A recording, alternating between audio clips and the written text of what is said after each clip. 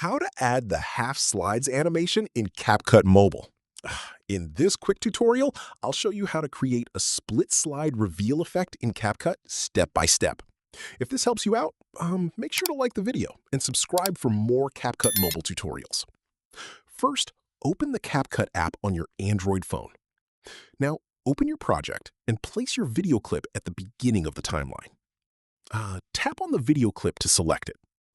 From the bottom toolbar, tap on Animation.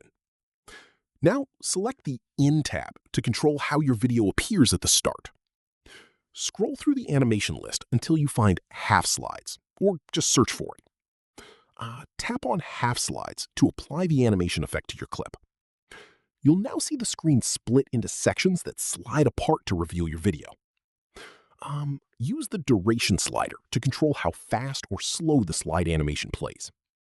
A shorter duration makes the reveal feel faster and sharper. A longer duration creates a smoother and more professional looking effect. Now, preview the animation and adjust the timing so the movement matches your video properly. And that's it. That's how you can add the half slides animation in CapCut Mobile easily.